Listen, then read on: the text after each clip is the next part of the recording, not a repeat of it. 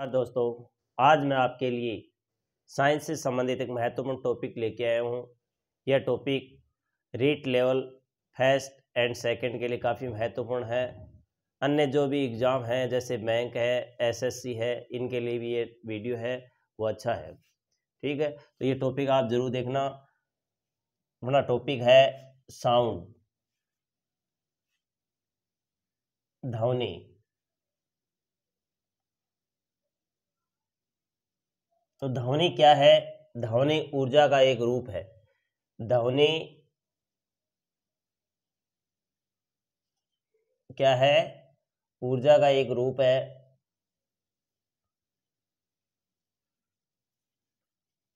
तो ध्वनि ऊर्जा का एक रूप है।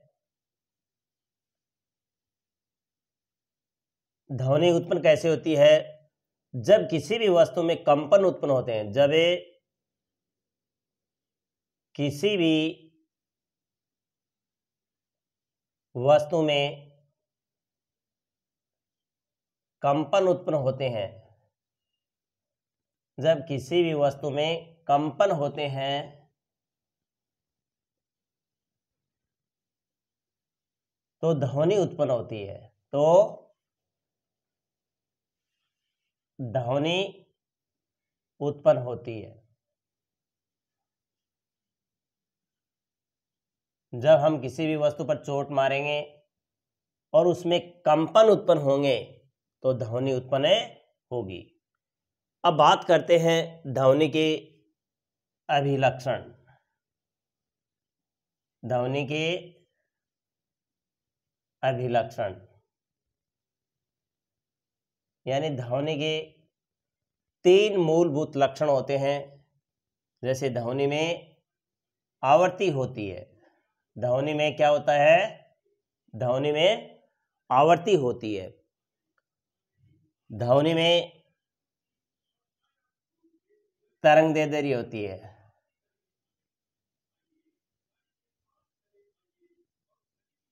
ठीक है, और ध्वनि में आवर्तकाल होता है। ध्वनि में आवर्तकाल होता है। तो आवृत्ति क्या होती है बच्चों?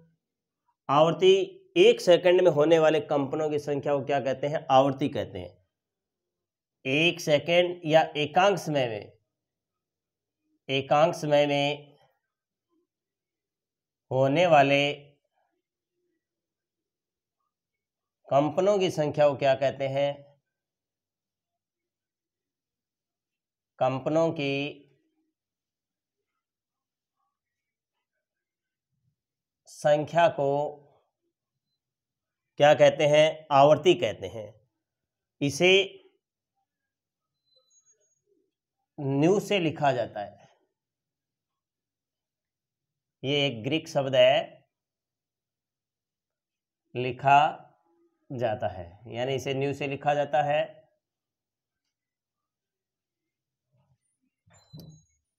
तो ये हो गया आवृत्ति बराबर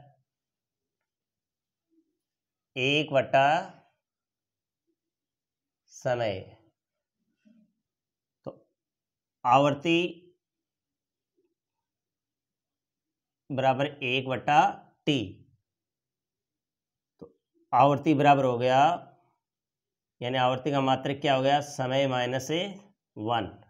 ठीक है, या इसको हम कह सकते हैं हर्ट्ज। आवृत्ति का मात्रक क्या होता है? हर्ट्ज होता है, HZ होता है। ठीक है, तो ये आपको याद रखना है कि आवृत्ति किसे कहते हैं, आवृत्ति का मात्रक क्या होता है। तो एकांक समय में होने वाले कंपनों की संख्या को क्या कहते हैं? आवृत्ति कहते हैं, और इसे यानी न्यू से लिखा जाता है। और ये ग्रीक भाषा का शब्द है। ये कौन सी भाषा का शब्द है? ग्रीक भाषा का शब्द है। तो आवृत्ति बराबर 1/समय। तो F बराबर 1/t, तो यानी समय -1, या इसको हमें हर्ट्ज लिख सकते हैं। अब आगे है आवर्तकाल। आवर्तकाल आवर्तकाल यानी एक कंपन को पूरा होने में लगा समय क्या कहलाता है? आवर्तकाल कहलाता है। एक कंपन को पूरा होने में लगा समय क्या कहलाता है? आवर्तकाल। तो आवर्तकाल बराबर है 1/,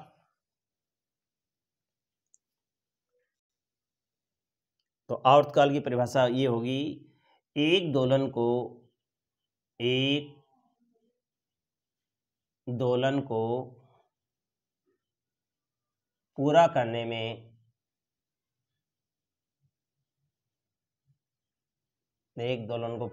में लगा समय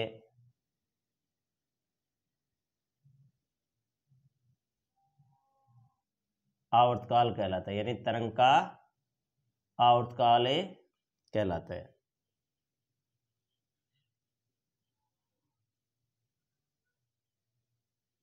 इसका मात्रक सेकंड होता है, इसका मात्रक सेकंड होता है। ठीक है,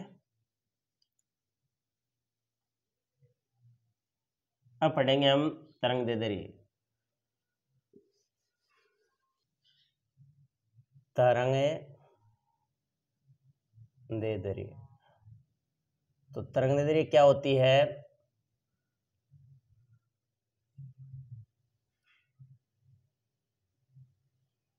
जैसे ये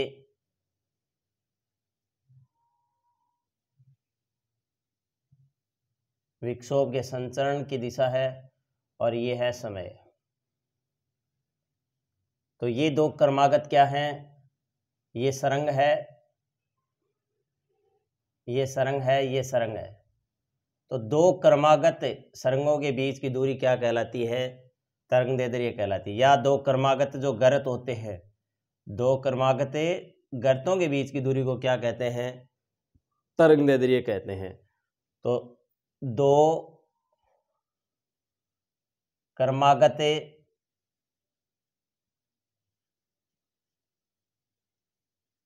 सरंगों या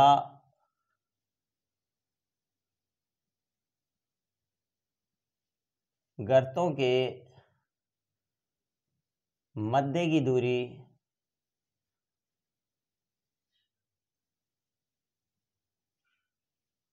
क्या कहलाती है? तरंग दैर्ध्य कहलाती है।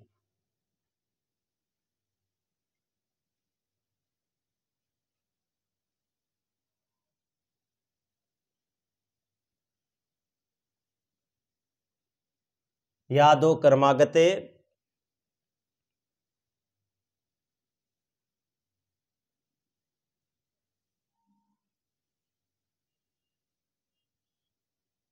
जैसे कोई ध्वनि स्रोत है, जैसे स्पीकर है, तो यहाँ से ध्वनि जाएगी, तो यहाँ पर ये उच्च दाब का क्षेत्र होगा जिसको हम सी से लिखेंगे, संपीड़न। और यहाँ पर जो माध्यम के कण क्या होंगे, यानी दूर दूर होंगे, तो इसको बोलेंगे विलयन। इसमें माध्यम के कण पास पास होंगे,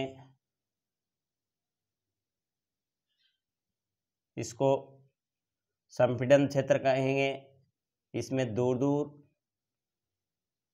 तो इसको क्या कहेंगे? विलयन।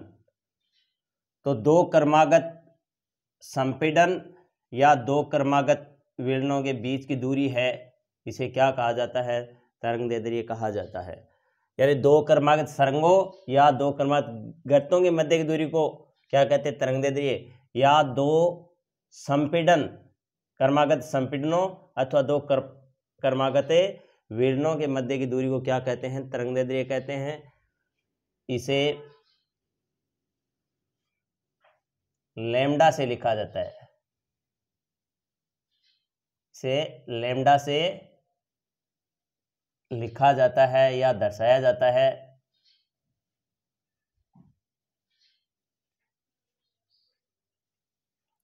इसका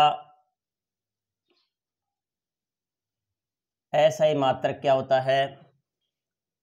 इसका एसआई मात्रक मीटर होता है, मीटर होता है। तो ये बच्चों ध्वनि के 3 मूलभूत अभिलक्षण होते हैं। अब इसके बाद में आप आयाम की परिभाषा भी देख सकते हैं। आयाम तो ध्वनि का माध्य स्थिति से अधिकतम विक्षोभ या अधिकतम विस्थापन क्या कहलाता है? आयाम कहलाता है। यानी ध्वनि का माध्य स्थिति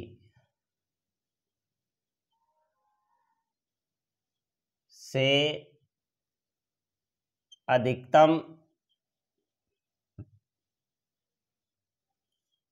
विक्षोभ या विस्थापन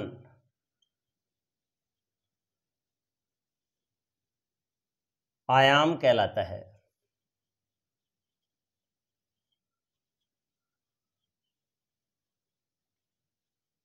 आयाम कहलाता है। इसे ए से लिखा जाता है। इसे ए से लिखा जाता है।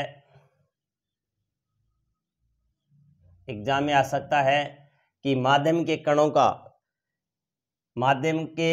ध्वनि का माध्य स्थिति से अधिकतम विक्षोभ क्या कहलाता है? तो इसमें आपको दे सकता है आयाम, दे सकता है तरंगदैर्ध्य, दे सकता है इसमें वेग, दे सकता है और इसमें आपको आवृत्ति दे सकता है। तो ये आप याद रखेंगे कि माध्य स्थिति से अधिकतम विक्षोभ आयाम कहलाता है। ठीक है। अब एक आपको तरंग वेग समीकरण है, वो भी याद रखना है। तरंग वेग समीकरण क्या होता है? वेग बराबर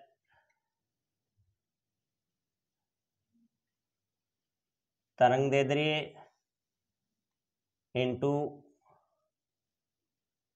आवृत्ति। वैसे भी आप जानते हैं वेग बराबर दूरी बटा समय होता है। तो तरंगदैर्ध्य को हम लिखते हैं लैम्डा से और आवृत्ति को लिखते हैं न्यू से। तो v बराबर लैम्डा न्यू, या इसको ऐसे लिख सकते हैं लैम्डा और न्यू की जगह लिख सकते हैं 1/t। ठीक है। तो इस प्रकार ये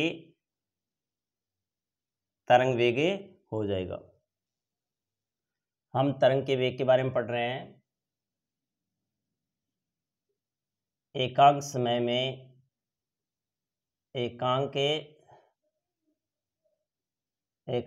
में तरंग के विरलन या संपीड़न द्वारा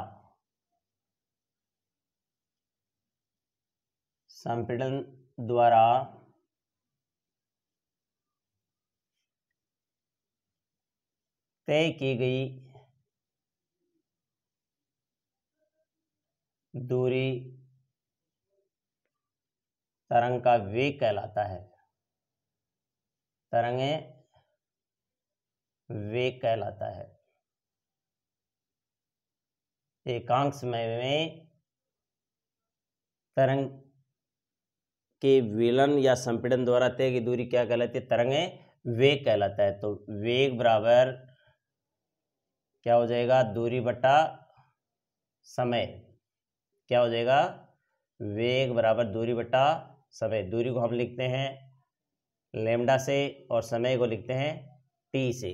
तो ये हो गया आपके पास v बराबर लैम्डा बटा t आप लिख सकते हैं। यानी t बराबर क्या होता है?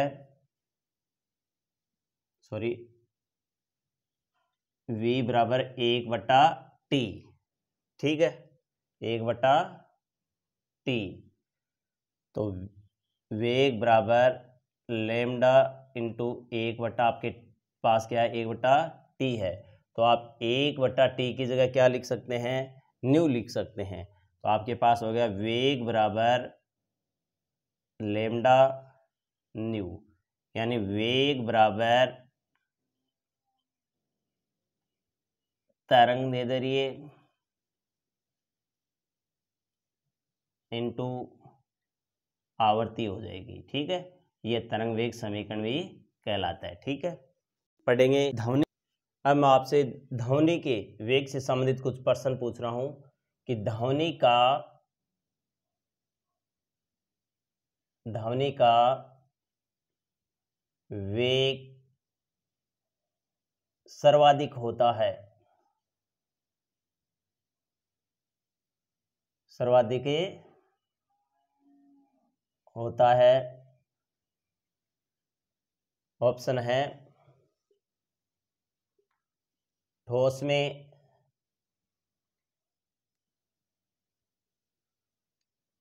बी में है द्रव में,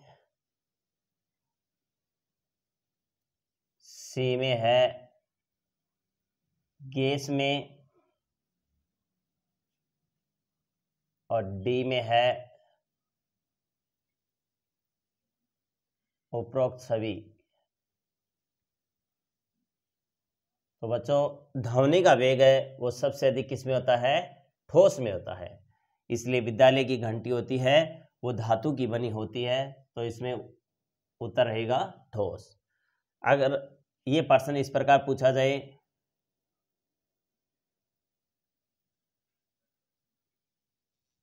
ध्वनि किस में संचरित नहीं हो सकती? संचरित नहीं हो सकती।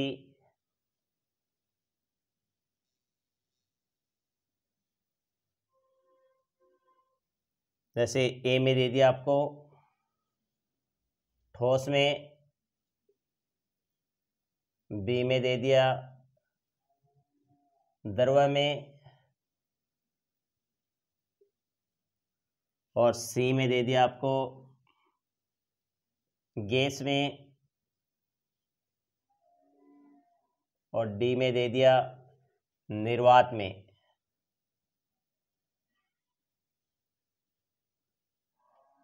तो बच्चों इसका उत्तर होगा ध्वनि है वो निर्वात में गमन नहीं कर सकती। जहां पर वायु नहीं होगी वहां पर ध्वनि का गमन नहीं होगा। तो इसलिए हम कह सकते हैं कि ध्वनि के यानी ध्वनि के संचरण के लिए, ध्वनि के संचरण के लिए माध्यम की आवश्यकता होती है।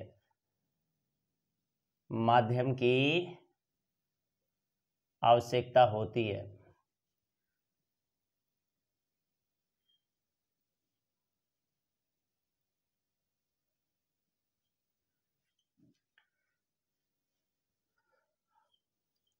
ताप बढ़ने पर ध्वनि का ताप बढ़ने पर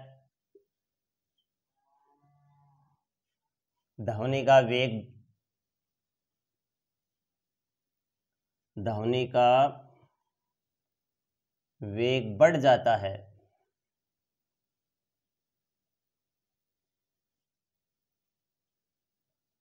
जैसे 0 डिग्री सेंटीग्रेड पर, 0 डिग्री सेंटीग्रेड पर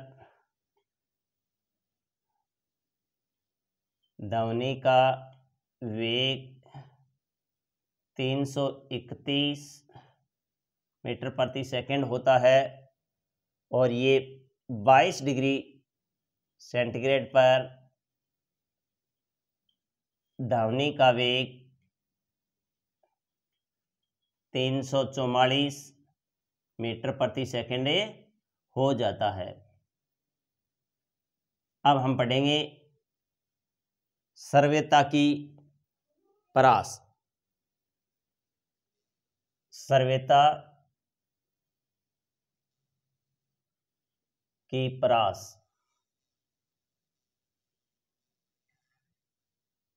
यानी ध्वनि है, इसको हम सर्वयता के आधार पर 3 भागों में डिवाइड कर सकते हैं।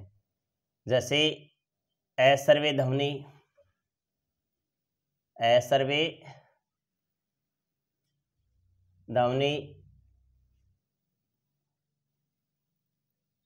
सर्वे ध्वनि, और प्रासर्वे ध्वनि, प्रासर्वे ध्वनि। तो ध्वनि है, इसको हम सर्वता के आधार पर 3 भागों में डिवाइड कर सकते हैं। असर्वे ध्वनि, सर्वे ध्वनि, प्रासर्वे ध्वनि। असर्वे का मतलब है जिस ध्वनि को हम सुन नहीं सकते, सर्वे ध्वनि जिस ध्वनि को हम सुन सकते हैं, और प्रासर्वे ध्वनि जो हमें सुन नहीं पाते हैं। तो इसमें असर्वे ध्वनि है, इसकी आवृत्ति है वो 20 हर्ट्ज से कम होती है, 20 हर्ट्ज से कम, 20 हर्ट्ज से कम। यानी ऐसी ध्वनि जिसकी आवृत्ति 20 हर्ट्ज से कम होती है, उस ध्वनि को हम सुन नहीं पाते हैं।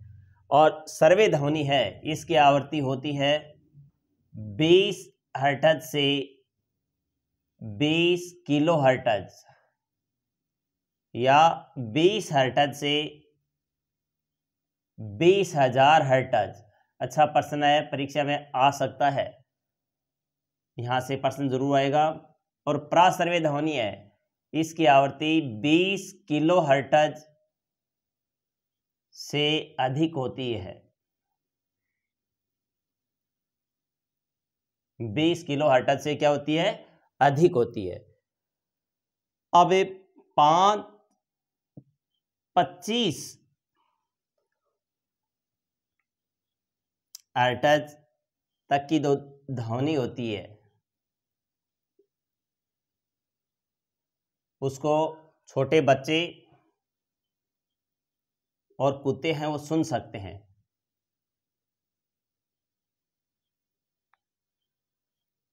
कुत्ते सुन सकते हैं।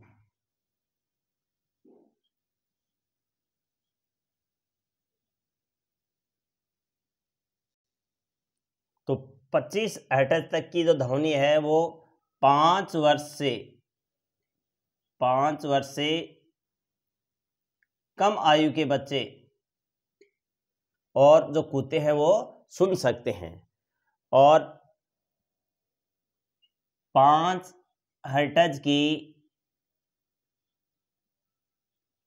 हर्ट्ज आवृत्ति की ध्वनि है वो राइनोसोरस यानी जो गेंडा है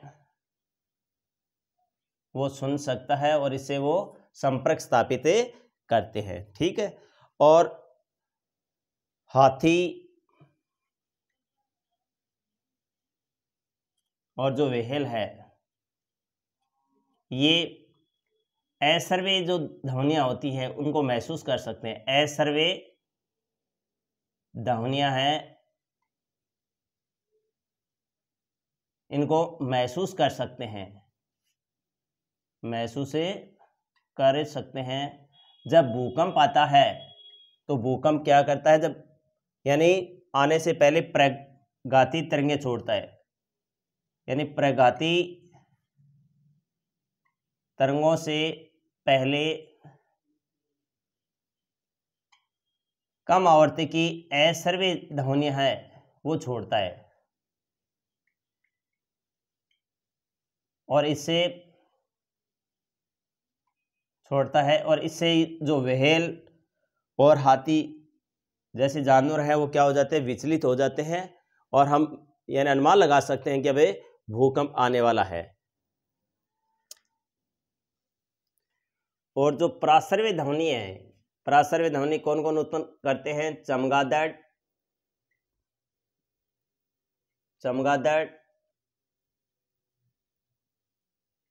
व्हेल, पोर्पोइज,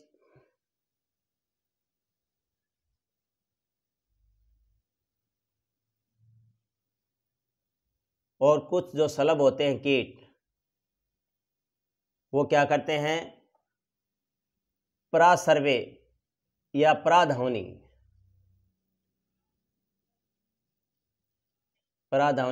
उत्पन्न करते हैं।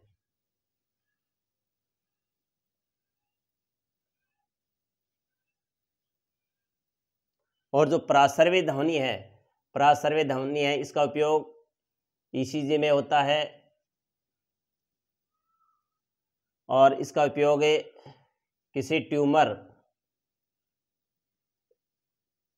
जो पथरी होती है इनको बाहर निकालने में इनका उपयोग होता है और इनका उपयोग सोनोग्राफी में भी होता है,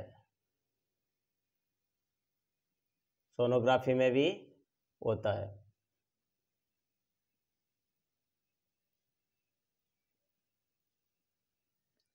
अब लास्ट टॉपिक बचा है कान से संबंधित। तो सबसे जो छोटी अस्थि है, सबसे छोटी अस्थि जो कान में पाई जाती है उसका नाम पूछा जा सकता है। तो इसमें से ए में दे दिया आपको इनकस, बी में स्टेपीज और सी में मेलियस और डी में दे दिया इनमें से कोई नहीं, इनमें से कोई नहीं। तो बच्चों इसका उत्तर होगा स्टेपीज, जो मध्य कर्ण में पाई जाती है और ये सबसे छोटी अस्थि होती है। इनके हिंदी नाम भी दे सकता है, जैसे नियाई है, मुग्धरक है और वल्यक है। तो आप अगर ये पर्सन आए आपको हिंदी वाले नाम का पता है तो ठीक है, वरना आप अंग्रेजी वाला जो नाम है वो देखकर पर्सन को सही कर सकते हैं। तो आज का अपना वीडियो है वो कैसा लगा, आप मेरे को सब्सक्राइब करके और लाइक करके शेयर करके और कमेंट करके ज़रूर बताएंगे। थैंक्स।